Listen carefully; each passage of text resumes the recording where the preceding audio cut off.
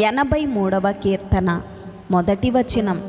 దేవా ఊరకుండకుము, దేవా మౌనముగా ఉండకుము, ఊరకుండకుము. 2వ వచనం. నీ శత్రువులు అల్లరి చేయుచున్నారు, నిన్ను ద్వేషించువారు తల ఎత్తి ఉన్నారు. 3వ వచనం.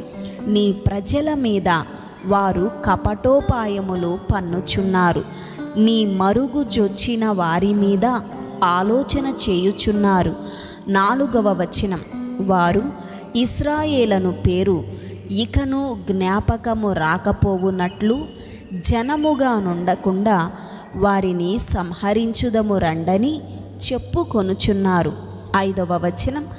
ఏక మనస్సుతో వారు ఆలోచన చేసుకొని ఉన్నారు, నీకు విరోధముగా నిబంధన చేయుచున్నారు. 6వ వచనం. గుడారపు వాసులైన ఎదోమీయులను, ఇష్మాయేలీయులను. 7వ వచనం.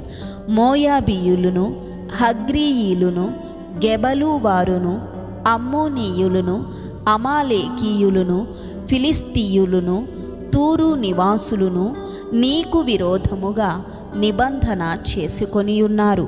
8వ వచనం.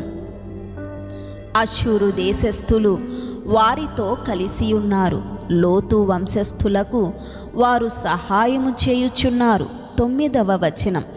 మిద్యానునకు నీవు చేసినట్లు కీషోను ఏటి యొద్దను నీవు సీసెరాకును యాబీనునకును చేసినట్లు వారికిని చేయుము.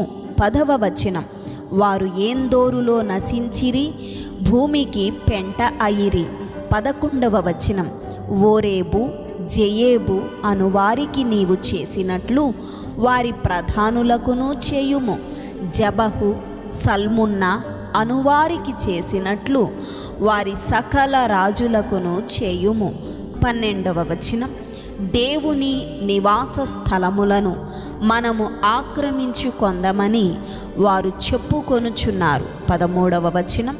నా దేవా, సుడి తిరుగు ధూళి వలెను, గాలి ఎదుటి వగుడాకుల వలెను వారిని చేయుము. 14వ వచనం. అగ్ని అడవిని కాల్చునట్లు, కారు చిచ్చు కొండలను తగులబెట్టునట్లు. 15వ వచనం. నీ తుఫాను చేత వారిని తరుముము, నీ సుడిగాలి చేత వారికి భీతి పుట్టించుము. 16వ వచనం. యెహోవా, వారు నీ నామమును వెదకునట్లు వారికి పూర్ణ అవమానము కలుగజేయుము. 17వ వచనం. వారు నిత్యము సిగ్గుపడి భీతి నొందుదురుగాక, వారు భ్రమసి నశించుదురుగాక. 18వ వచనం. యెహోవా అనునామము ధరించిన నీవు మాత్రమే సర్వలోకములో మహోన్నతుడవని వారెరుగుదురుగాక. ఆమేన్.